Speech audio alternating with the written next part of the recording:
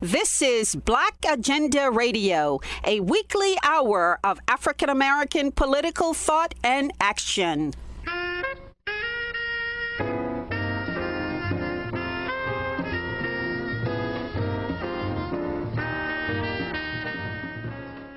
Welcome to the radio magazine that brings you news, commentary, and analysis from a Black left perspective. I'm Margaret Kimberley, along with my co-host Glen Ford. Coming up, the old year 2020 laid bare the fundamental contradictions of capitalism. We'll hear from Ajamu Baraka of the Black Alliance for Peace, who says electoral politics must be secondary to grassroots organizing. And U.S. involvement in the African nation of Cameroon has created humanitarian crises on both sides of the Atlantic Ocean. But first, the Black is Back Coalition for Social Justice, Peace, and Reparations is in its 12th year of advocacy for Black self-determination worldwide. Coalition Chairman Omali Yeshitela says the COVID-19 epidemic and economic breakdown have exposed the United States as a power in decline. I think what we're looking at is a severely wounded, crippled U.S. imperialism as the chief hegemon of world capitalism. The coronavirus, the pandemic that impacted on the economy was simply something that brought a crisis of this whole economy just into bold relief. We remember that this crisis had begun, that is to say the economic crisis had begun before COVID, that it was driving some U.S. policymakers and certainly the U.S. government to a state of obvious kind of near panic. We had the United States government doing things like initiating trade wars with China to try to stop this rise of China as a major contending force that was rapidly and obviously overtaking the United States economy and most of Europe. And so that had begun to reveal itself already. There was already obvious reconfiguration of the world economy occurring. And again, China playing a major role here, but not the only role, in the sense that there are other countries who were doing things to break free of the U.S. stranglehold on their economies, from Venezuela to Iraq, Iran, and various other places like that. So, and of course, there's Cuba always there. So this was something that was already occurring in terms of the downturn in the U.S. economy. And then with the COVID crisis, we saw this happening much more sharply and perhaps more expeditiously than otherwise would have occurred. And we saw the disruption of supply lines all around the world. Ships couldn't dock, bringing goods to market in various places, layoffs happening everywhere. The economy just affected in a very serious way, certainly within the United States, certainly in much of Europe, most of Europe. This is what had begun to happen. And with this change in the world economic configuration, of course, I shouldn't leave out Brexit, and I shouldn't leave out some other things that were barely noticed by many people in the United States that was happening in Europe that contributed to this crisis and was a response in many ways to the crisis. So then this extraordinary occurrence of the 2016, as you know, the election of Donald Trump, and it wreaking havoc, and also it being a response to the crisis, the growing frustration by ordinary white people in terms of the ability of the government to serve their purpose, to satisfy their needs and requirements, something that had been growing for quite a while. And then this loss of prestige in the United States that saw different countries openly, bodaciously defying U.S.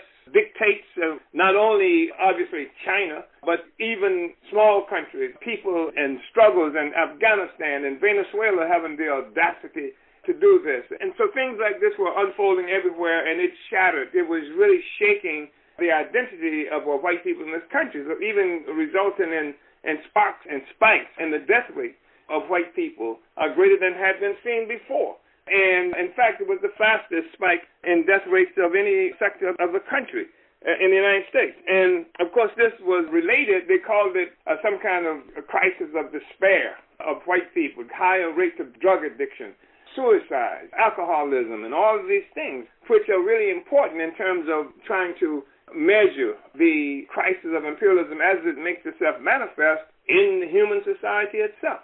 And as African people and the Mexican people and other colonized sectors of the world and the United States have been so crucial in terms of not only the economy but the identity of white people, the traditional typical response has been by a sector of the white population, a strong voice of the white population that clearly represented certainly the majority of the voting white population, accepted this definition of a problem being caused for white people by racist Mexicans and by law-breaking black people, that kind of thing. So a greater fracturing of the economy inside the United States, a greater fracturing of the population, the polarization of various sectors in this country.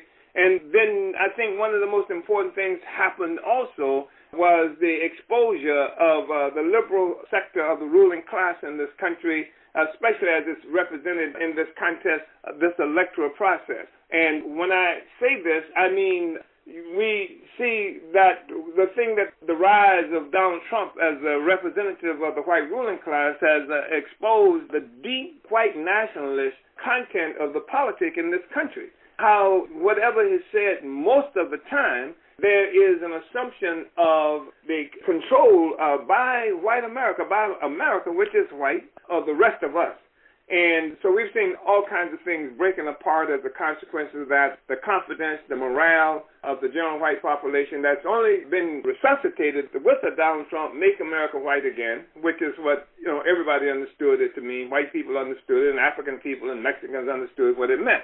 And so this was the rallying cry. And this is a situation that has confounded and the rulers of this country, and certainly that sector of the ruling class of America and much of the world that has dominated the political scene for the last 70 years or more.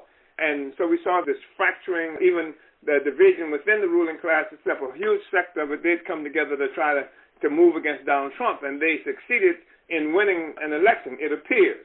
So I just think that what we see is a very fractured, very sick social system in general, and it's reflected more sharply inside the United States than any place else. Of course, this period of crisis, which is by no means over, has been compared to the Great Depression. But the Great Depression of the 1930s yielded forth a period of reform in the capitalist system. But the incoming Democrats don't seem to be in any mood for reform.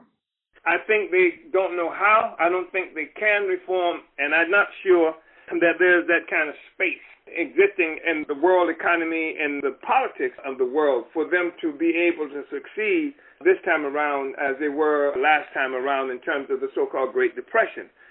Certainly, it's really interesting because I think what was revealed in this election is what the ruling class pundits like to talk about, the extreme views on both sides, like the left extremism, as they would characterize it, and white extremism. And the white extremism, I don't even know if you can say it's Trump, because Trump got 57% of the vote of the white people who voted. But the point is that this milquetoast kind of politic that's traditionally been represented by people like the Clintons and people like the Obamas and people like the Bidens, which is, I've just said the same thing 3 times, that people were sick and tired of that kind of politics. And I think even Trump was attractive to a lot of people because he ran, obviously, against the system. And I think that white people really thought that this was valuable because the people were fed up with the system. And that was revealed by Trump. That was revealed by Bernie Sanders when he ran earlier on. And then there's this middle road that was facilitated, always facilitated, by the participation of African people who were certainly afraid of the extreme that was represented by Trump. And then, of course, was not even reached out to effectively by Sanders. And so the ruling class worked extremely hard this time around. They appear to have won this election, but we see how things continue to unfold. That's a deep and profound crisis here. And I would not have been surprised to have seen actual armed struggles in the streets of this country. And to some extent, we've seen signatures or signs that such a thing is still possible. So it's a very fractured, serious thing, and I don't think there is any kind of reform that many people are looking for. I think that also the struggles over this last period has raised the bar to such an extent that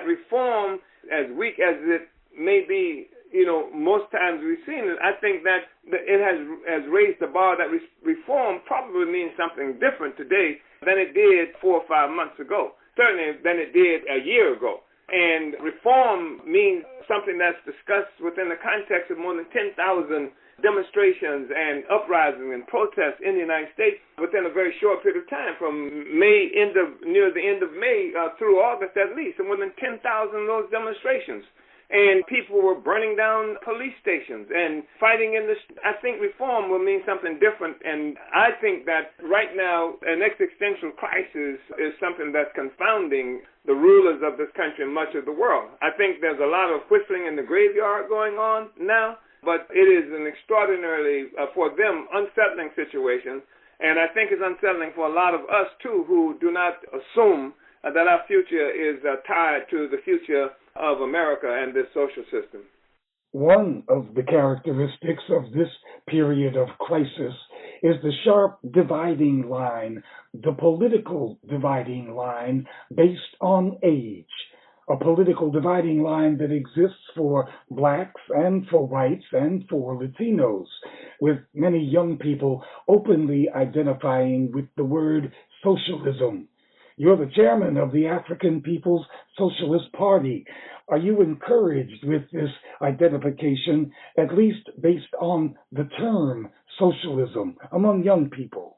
It is extraordinary. And the thing is that most of the people who are able, and there are many, many, many people now, as you just suggested, able to say they would appreciate socialism more than capitalism, are people who have not been taught what socialism is by socialists.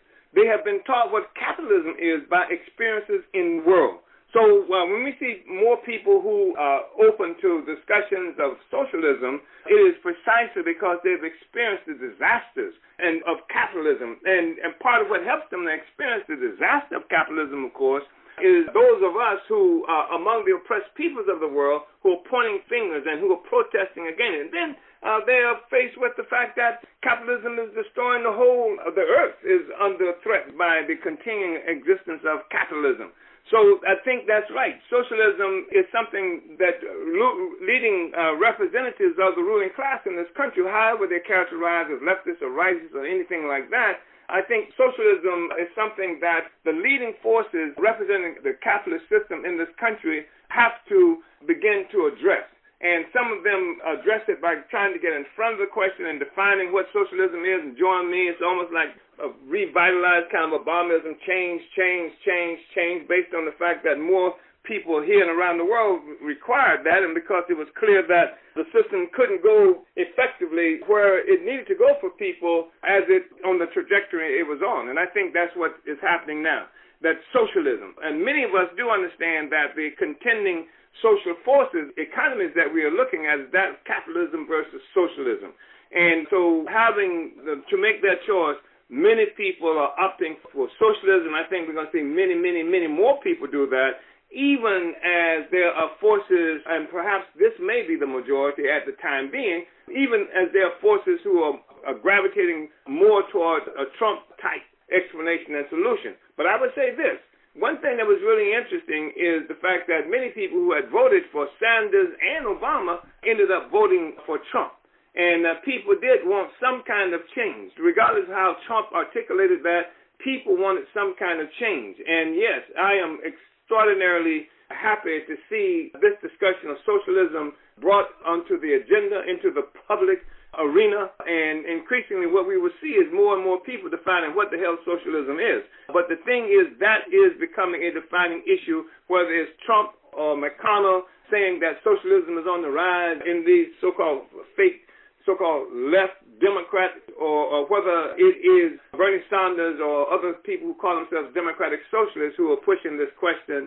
The fact is that it is a discussion that's happening within the framework of a growing immiseration of certainly of black people and other oppressed people and others at a time of extreme insecurity within this country and the world. This past year has seen the biggest demonstrations in the history of the United States. Those demonstrations were black-led, and although the words black power and black self-determination weren't often heard in those demonstrations, Black power and Black self-determination were implicit in those activities. One would think that the Black is Back coalition would find fertile ground for its political message in this kind of environment. I think that's true, and I think it is exercised. It's active in this period in a way that is designed to take advantage of it. Because, as you know, mostly Black Lives Matter has been like a brand, and so anytime any African in any community would confront an activist who would confront a police violence or something like that, they get a sign and say Black Lives Matter, and they run out to the streets. And so there's an evidence of that kind of thing that's happening. But you don't hear a line, a political line, mostly beyond that, that's taken to the people, that goes beyond simply a declaration of our self-significance. But the thing that the coalition has been able to do is to talk about Black power, to organize around Black power, to even intervention in demonstrations that's characterized as Black Lives demonstrations. We've been able to intervene and to take the line against colonialism, to take the line for Black community control of the police, to take the line that Black power matters. In fact, I participated a few months ago in an 8,000-strong demonstration in Florida that was sponsored by people who identified or called themselves Black Lives Matter, and got a rousing reception in that audience when I was saying quite clearly that Black Lives Matter doesn't say anything, that you have to move to an anti-colonial message, that colonialism is the contradiction that we're confronting with and power is the solution. And actually made those kinds of presentations, got rousing kind of receptions. And I think in the Lakeland mobilization organized by African people, I think that at least half the people there were white. And then with the mobilization that our coalition just did in November in Washington, D.C., that we went out with the slogan of Black Power Matters. We went out with the slogan calling for Black community control of the police and things like that. And on the day we were out there, the press indicated that Biden had won the election, and extreme euphoria erupted throughout Washington, D.C. And our march couldn't reach our destination in part because there were so many people in the streets near this Freedom Plaza who were celebrating the fact that Trump had been supposedly evicted from the White House. Most of them were white, and we marched in the middle of them. And even during the march, we were chanting about Black lives won't matter until Black power matters. We were chanting that the issue was Black power, Black community control of the police. And we saw this incredible situation where white people would join the chants. And this is in the midst of champagne bottle popping. And we saw them, we spoke to them.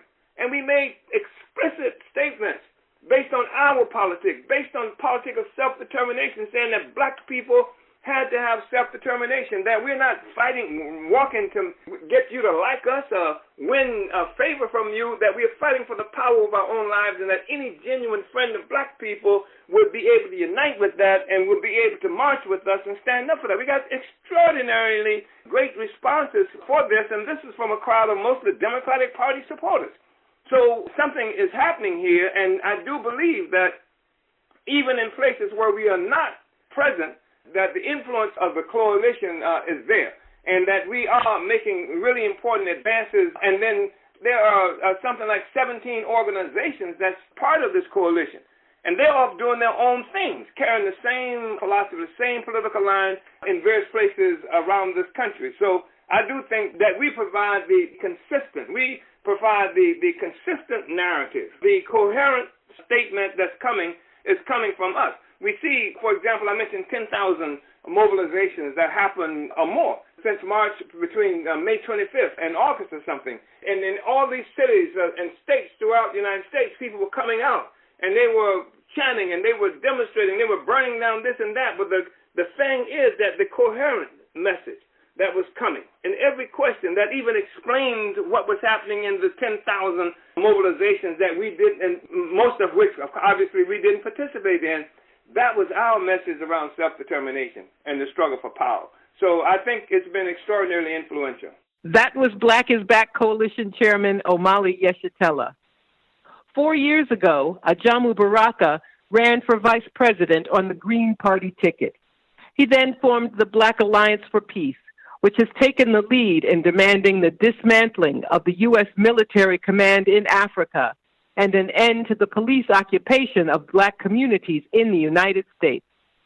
Baraka was recently interviewed by Dr. Jared Ball on his influential podcast, I Mix What I Like. Baraka said electoral politics can be important, but only as a tool of grassroots organizing. I've always seen this arena as an arena that could be contested as part of a broader strategic plan to build alternative power, that organizations should look seriously and critically at the electoral process. That basically there are these spaces on the local level that are winnable, that can't be snatched. Now, I'm not suggesting this whole bourgeois individual candidate kind of process where people come to the people and say, you know, my name is so-and-so and I got your interest, vote for me. No, I'm saying as you are organizing and building power, if you decide that you want to snatch a city council seat or a county commissioner seat or a seat on the board of education or whatever, that's a strategic question that you have to engage in yourself and make a decision. I don't take a blanket position against engaging the bourgeoisie in their electoral process. To me, it's nothing but a strategic question, not one of principles, okay? So this issue and this thing in 2016 was, I saw as an opportunity for us to raise a number of critical questions, to engage the people, to bring the people a set of demands that could serve as a transitional program, if you will. I saw this as an opportunity to, in fact, strengthen a third party. And therefore, that's why I jumped into it. In fact, did it. I had to think about it, but I did it. Now, the situation was much different then than it was today. As everybody might recall, the win of Donald Trump, at one point, they tried to put it at the foot of the Green Party in our campaign. Oh, they still do. They still to this day are blaming Jill Stein and Ajamu Baraka for the presence of Trump. And the thing about it, this is a serious charge because not only, and I don't go on Facebook and boo-hoo and cry. Look, we got death threats. You asked me about building the Black Alliance of Peace. When I went on certain tours and stuff, the organizers had to build in a security protocol arrangement. Because I have folks there who, there's no telling what they might do. The Senate and the House, primarily the House, engage in an investigation, and then the Senate committee, and it's one thing to be attacked by, somebody on Facebook. It's something else to know your name's being circulated around by the Senate and the House, okay? So this was a serious situation. So what they did to make sure that there was no impact on the vote in 2020, when Howie Hawkins and Sister Angela Walker joined the campaign, put together their forces in their campaign, the bourgeoisie said, we're not playing with the Green Party this time. You might recall even CNN extended a town hall to the Green Party. We had 26 million people who listened to that town hall that night. Was it a town hall this time around? No, hell no. Did they get any kind of coverage? Not even attacks. We were attacked left and right from the New York Times, Washington Post, LA Times, you name it, left and right. You could Google right now, crazy Ajamu, and see what comes up. So this time around, they said, we're going to engage in that Nixonian benign neglect. We don't pretend like they don't even exist. But not only did they ignore the campaign in terms of the bourgeois media, defenders of democracy, those Democrats in the Democratic Party, they decided we're going to go to court and make sure we don't have to deal with no Green Party. And they kicked the Green Party off of ballots across the country. We were on 46 ballots across the country in 2016. This year, the campaign was only on like 30, 31 states. And in those key swing states, nada. They kicked them off, okay? These defenders of democracy, these people talk about the Republicans and their vote suppression. Well, as how we talked about, what the Democrats engaged in was party suppression. This is how they do democracy in the U.S. Well, I want to understand more clearly from you what you think we should be doing going forward as we talk about voting. I know I was trying to remind people of what Malcolm X, since he, again, mentioned earlier, what he actually was arguing. In fact, one of the most egregious, I think, distortions in popular discussion of Malcolm from popular scholars to elsewhere is what he said about the vote, which was independent blocks and campaigns and candidates raised from the community that would, given a community-based platform, that was how we should engage. So for me at least, whether it's within the Green Party or another party formation or the People's Party that's evolving or something else, that's sort of my personal view of how we should engage the vote as an organizing tactic, I think, as you well explained. But is there a particular approach that you advocate or are looking forward to building in the next couple of years in terms of national politics, at least? The first thing we have to be committed to is building independent formations, independent political formations that are ideologically clear, that take political positions that cannot be co-opted by the enemy. You see, when you take a clear political stance and you say that capitalism is killing our people and that we've got to build a revolutionary movement that ultimately will arrive at a socialist transformation, you can't co-opt that. So we've got to have a framework and a vocabulary. And that's why we're moving in the Black Alliance of Peace toward developing this people-centered human rights framework as part of that trajectory, that instead of this bourgeois, liberal, state-centric human rights stuff that they do, that Joe Biden can claim to be a human rights defender, or Barack Obama, or even a Donald Trump. We say that we've got to decolonize human rights. It's got to be at the center, it has to be principles of self-determination, social justice, participatory democracy, and that we build alternative power with the objective of restructuring society in order for all of our objective human rights to be realized. And the only way that we can objectively realize all of our human rights is in a socialist society. That's Ajamu's position. It's not a position yet of the Black Alliance of Peace. So we want to make that clear, because the alliance is an alliance of organizations and individuals. And many of these kinds of political questions we still are engaged in struggling through. So that's my position as Ajamu Baraka, that basically this is the framework that we can use to help us to realize where we need to go. But to your question, again, is building independent political organizations. If you decide to engage in the electoral process, again, that's a strategic question that you'll have to deal with. But as you said, it's got to be from an organized perspective. It's got to be part of a strategic plan. And you don't put all your eggs in one basket. You're not organizing just to engage the electoral process. We talk about building dual and contending power. It's about building power, dual alternative structures. And that's the route we've got to go. One of the things that I think has been very, very beneficial, one of the silver linings out of this tragic of COVID, is the revival in the US, at least, of what we refer to as a so-called mutual aid. That's the term people use. But all that really is a new, for the US, a new kind of organizing that is really centering the material needs of the people of your communities.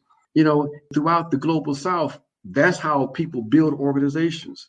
You build organizations, you're not just engaging in abstract sort of political questions, you're dealing with the material needs of the people. You are mapping out your community. You organizing block by block or village by village. You providing those needed services that the state is not providing, while you also simultaneously putting pressure and demands on the state. Okay, so this mutual aid thing is helping people to understand a broader concept of community organizing and building independent community structures and institutions. That's what we have to build. The electoral process, that's just a local question, an organizational question that people have to answer for themselves. We do have a couple people I think would like to hear you elaborate on this question of the candidate pledge. Well, what we came up with about a year and a half ago was a set of demands that we thought should serve as a basis for any candidate or any elected official, for that matter, who wanted to support our people and even other progressive people. They had to have a commitment to a set of minimal positions. And some of those positions were, and we touched on some of them, to be opposed to the 1033 program we haven't talked about. The 1033 program, of course, is that Department of Defense program that's been primarily responsible for militarizing the police forces across this country by transferring military-grade equipment from the military to the police forces, to the tune of over $5 billion. Under Barack Hussein Obama, that program expanded 2,400%. So we are opposed to that. Obama made some cosmetic changes to it. Trump reversed, but the essence of that program continued and continues to this day. So we said, you got to be opposed to 1033. You got to be opposed to this new program that the Trump administration started called Operation Relentless Pursuit, where they're giving local governments resources to strengthen their anti-crime capabilities. We said you've got to be opposed to the Israeli training of police forces. There's no ifs and buts about that. You got to oppose that. You got to be opposed to Africom. We say shut down Africom. You got to be opposed to the 800 to 1,000 bases across the country. Oppose that.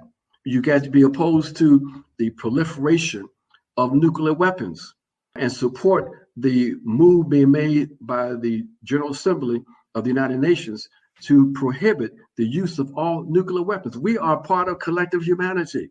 If there's a nuclear exchange, we all die. No matter if you are African or European or whatever. We say you've got to oppose that because the U.S. was in the forefront of opposing the banning of nuclear weapons. And so these are some of the demands that we raised that said that if you want our support, you've got to take these positions. Now, and we had people to sign a pledge that they would take those positions, and from that, then you win our support. Now, those demands have been carried over as part of our campaign going forward. So that is what we came up with. We tried to get other elements within the anti-war, anti-imperialist movement to embrace some of that. One did the U.S. Peace Council, and they have a Move the Money campaign, which is a very important campaign. But we said that these are some of the minimum positions one has to take. All of these positions, ending sanctions, et cetera, et cetera. Someone sent me a text asking about why the slogan defund the police is taken off, but not defund the military. I know I've asked a similar question in other spaces, arguing that one is the logical extension of the other, going back again to what Malcolm used to say about the police doing locally what the military does internationally. Well, it's a very complicated kind of question. I mean, in terms of why one took off and not the other, I think the connection hadn't been made between defund the police and defund the military, but that's slowly being made. The second thing is that the defund the police slogan kind of emerged, of course, in the middle of the George Floyd demonstrations. And it was a very sophisticated campaign, very sophisticated rollout that took place right before another important event was being organized in mid-June, calling for community control of the police. That, of course, most people didn't know about because it got overshadowed by the demand for defund the police. And so it's a very interesting and serious question that we have to really debate, because the sentiments for defunding the police are quite clear. The idea that funds should be transferred away from the repressive apparatus of the police forces to address some of the local material needs of the community is understandable. And they connect that to the notion of abolition, that is about a step toward abolishing the police. Very important question also. I think the challenge, though, is this, in my opinion, and that is dealing with these kinds of questions in ways that don't abstract those issues from material reality. So what do I mean by that? The police and the prisons are aspects of the state. We can take a moral position that we want to create a society in which we no longer need police, we no longer need prisons, we can engage in restorative justice, et cetera, et cetera. But we have to understand that what that entails is to seize and dismantle the existing state. So if you're not talking about seizing state power and dismantling the capitalist state, then basically you can sometimes inadvertently prop up that same state. You can give the impression that those kinds of reforms can in fact be attained within the existing state structure. Now, everybody doesn't say that, but that can be the very clear implication. And we're saying that you've got to be very, very careful of that, because we are engaged in an ideological struggle. And so we can inadvertently prop up the very forces that we are opposed to. So this defund the police, leading toward abolition, and all of that, is something we've got to really look at very closely, including even the community control question. This is a demand that our movement has been making for 50 years. And the ideal is not just about controlling the police, but what we refer to as public safety in our communities. And part of reaching a level of organization in our communities, you are then able to, in fact, provide real public safety in those spaces where you're organizing. But this is part of the challenge, Jared. One of the reasons why there seems to be a sort of a class divide between this position of defund the police and the masses themselves is that the organizations that are making that demand have not been able to demonstrate that they have the ability to, in fact, provide some public safety in their communities. So if you're at the house and it's 2:00 in the morning and you're hearing some scratching outside one of your windows, you got to be able to know that there's a force you can call on that can help you, that can come to your aid, be it the police or be it your community defense committee or whatever. But you got to be able to demonstrate that you have the capacity to deal with these serious questions that we know we have to deal with, because in the transition toward revolutionary change, it doesn't take place overnight. And so you're going to have elements, even within our communities, that have to be dealt with. And if you don't have the ability to hold a block, it's very difficult to convince a whole community that they should get rid of the police. This question of the left-wing media, they have tremendous gaps. The African world, African people contributing as reporters or analysts, the focus on the conditions of African communities. I don't hear a lot of the discussion that you've already raised here. Do you have any thoughts on what PAC is calling here the so-called left-wing online media that is being driven by white talking heads? Well, it's interesting. I think it's part of what we've been kind of alluding to in this conversation. The ideological struggle that's taking place in this country, even among forces that identify themselves as left, that there are so-called left forces that have taken positions in alignment with the interests of neoliberals, issues of U.S. imperialism. How many places have you heard people talk about Venezuela and why it's important to support that process in Venezuela? You can't go to Democracy Now! Anymore. I haven't been on Democracy Now! In 4 years. That's why shows like your show is important. That's why as we've been building this Black Alliance of Peace, we've been establishing relationships with those efforts to provide alternative information and alternative analysis. That's why you find ourselves in the Black Agenda Report. That's why we raise up Voices with Vision. It comes on every Tuesday morning. That's why we point people to hood communists. We say we've got to build our own structures, own independent alternative structures, because we can't depend on the corporate press. And as an independent Black left, we can't depend on these white left spaces either, because they don't understand that the center of revolutionary opposition is with us, the colonized, inside the belly of the empire. That was Black Alliance for Peace national organizer Ajamu Baraka. All but one nation in Africa is collaborating with Africom, the U.S. military command in Africa that was created by the George Bush administration, but vastly expanded under President Obama. Africom is deeply involved in the West African nation of Cameroon, where the United States supports a French-speaking government that is at war with both Boko Haram fighters and its own English-speaking population. Journalist Joe Penny has been covering the Cameroon conflict for The Intercept. There's different conflicts in Cameroon at the moment. One is between Boko Haram and Cameroonian government. And the other one, there's two main ones. There's other smaller ones, but the other main one is between Anglophone separatists and the Cameroonian government. The Anglophone conflict began in 2016, and that began with peaceful protests, and the Cameroonian government violently suppressed those peaceful protests. Since then, more than 600,000 people have been displaced, and like you mentioned, some 10,000 people have sought asylum or otherwise immigrated to the U.S. since the beginning of that conflict, according to Sylvie Bello, who heads the Cameroon American Council. The U.S. has maintained a close relationship with the Cameroonian military under the guise of the fight against Boko Haram. It has maintained relationships with different West African militaries.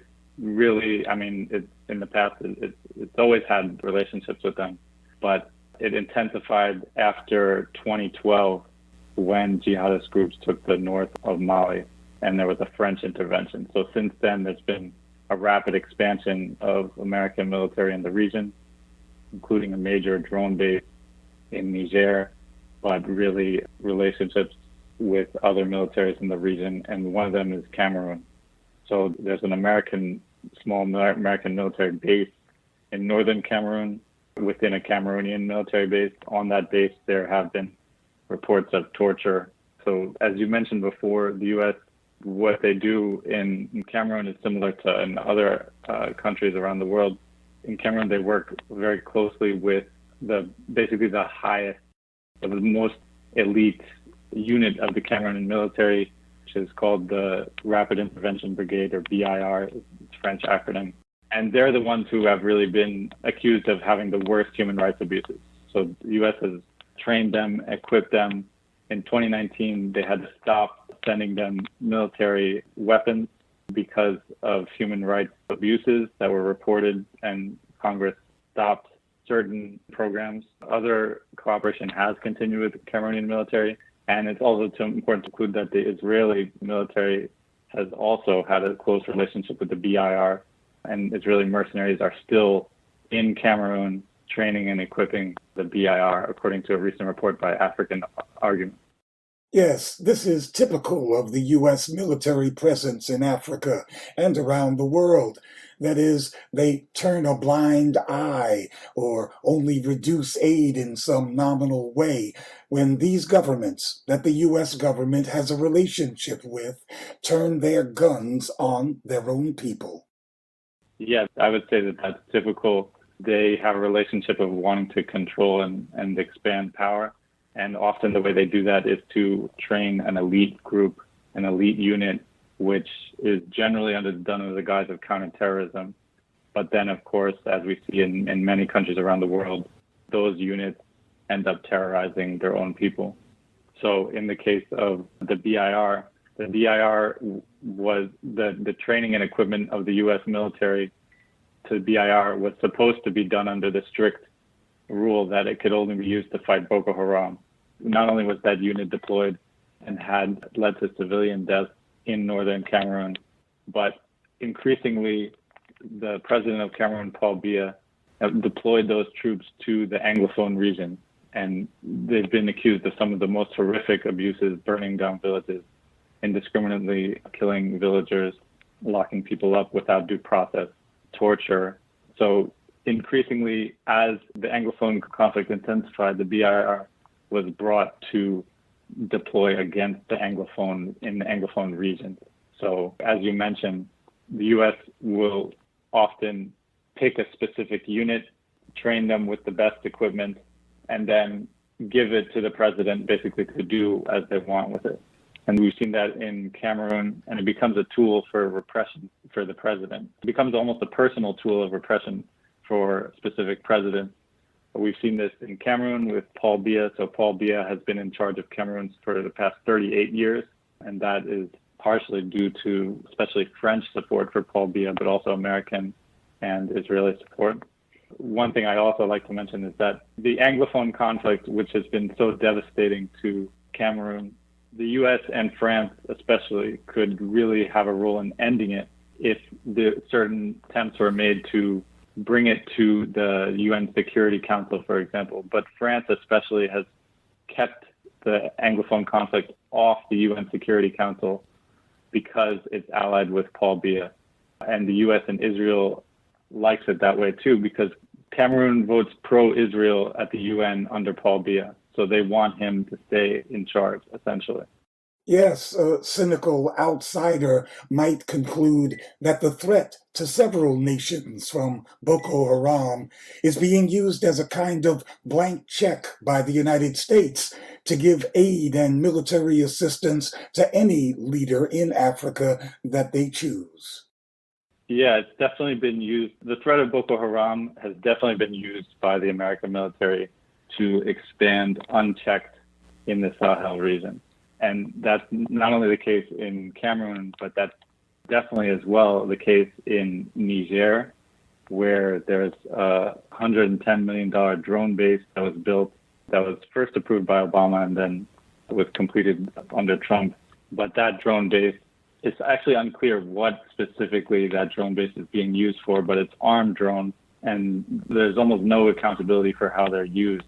And so they're likely being used in Libya, but also potentially Mali, while actually Boko Haram continues to attack civilians and has not actually reduced their capacity for destruction in the region. So despite having so much American and French military presence in the region, the terrorism, of course, has actually gone up.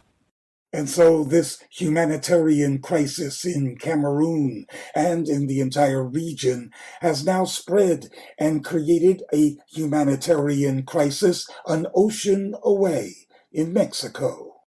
Yeah, exactly. So the Anglophone conflict, the beginning of the Anglophone conflict coincided with a crackdown on immigration from Europe in Africa, and especially in West Africa. So a lot of Cameroonians and Anglophone Cameroonians made the journey to the U.S. through South and Central America, often from Ecuador. They go overland to the Mexican-U.S. border. Along that way, it's a very dangerous route. They encounter many difficulties along that route. And at the border of Cameroon, there's two different places where this humanitarian crisis is especially aggravated. One is the southern border of Mexico in a town called Tapachula, where thousands of immigrants were detained by the Mexican government due to a deal that they did with Trump. And then at the Mexico-U.S. border, due to Trump's metering policy, there are now camps of people living at the border with next to no resources. And those include a lot of Cameroonians as well. And a lot of Haitians.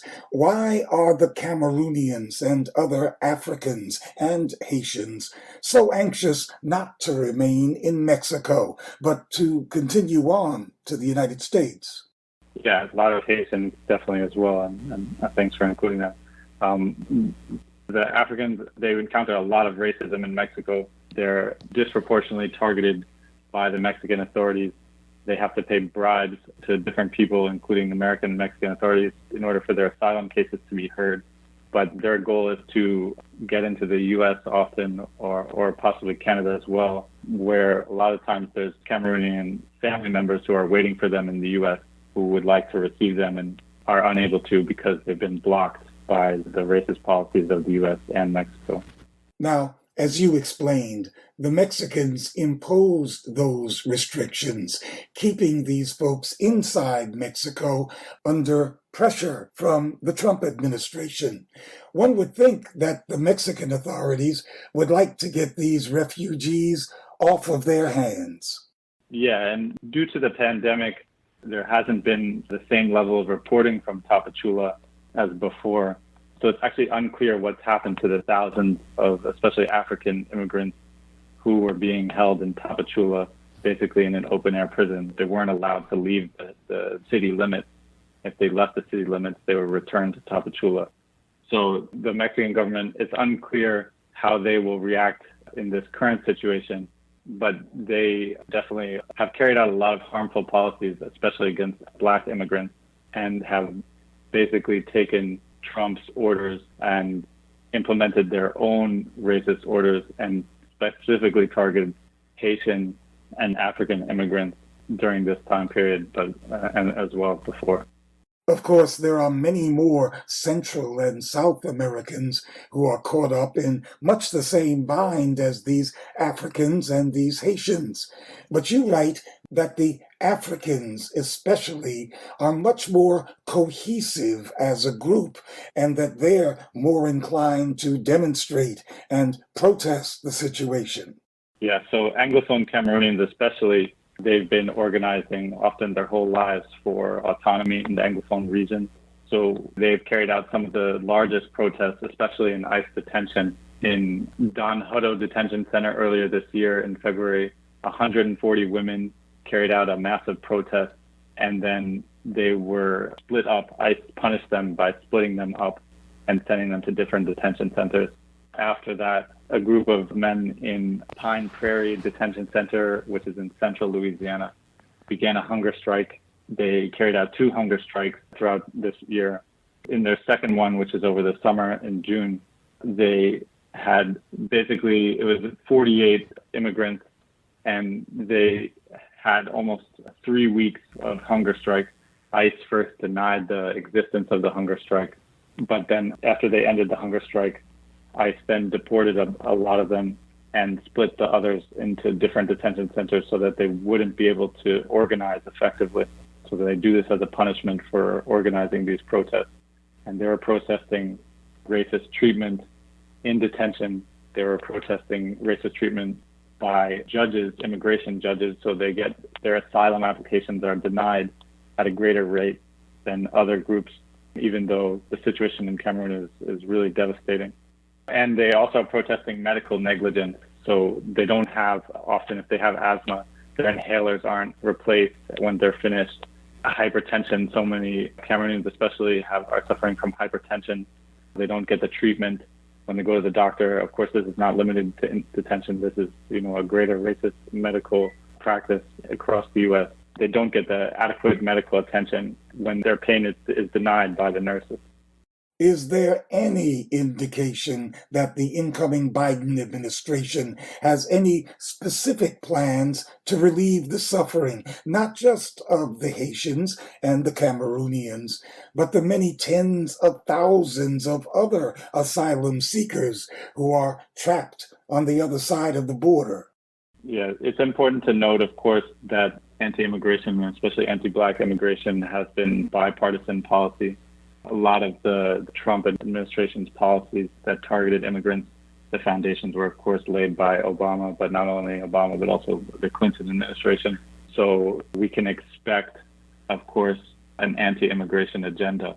But that doesn't mean that there aren't major efforts made by activist groups and advocacy groups. Their key policies, according to different people I've spoken to, like Gerline Joseph, who heads the Haitian Bridge Alliance, TPS, that's really important. That's temporary protected status. Trump ended that program for 59,000 Haitian immigrants, for example. It's important that that's reinstated, and that can be reinstated with an executive order. TPS also is being fought for Cameroon. That's incredibly important. That will allow the asylum seekers, Cameroonian asylum seekers in the U.S., just a bit of a time to breathe. And also turning the TPS as well as being fought for Eritrea and Bahamas. Of course, in Bahamas, there was a hurricane that devastated the country. End of cash bond. Of course, everybody wants the closure of immigration detention, the abolishing of ICE. So these are some of the key policy agendas. Advocacy groups are fighting for TPS for Cameroon as a primary policy priority for Biden. He can do that through an executive order. Representative Eddie Bernice Johnson in Texas has begun work on legislation for TPS for Cameroon. Please explain that acronym, TPS. Yeah, so TPS stands for Temporary Protected Status, and it just means that you have specific protections. And so it doesn't mean you have permanent residency, it doesn't mean you have citizenship.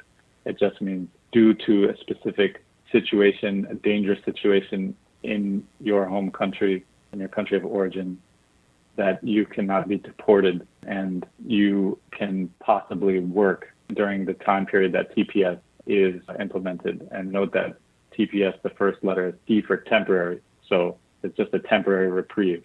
So these advocacy groups want this legislation to be permanent reprieve. TPS, there's only a handful of African countries on the list, even though many African countries would technically qualify for TPS. So activists are working to push for just less anti-Black application of TPS as well. You've been listening to the Black Agenda Report on the Progressive Radio Network. Information for liberation.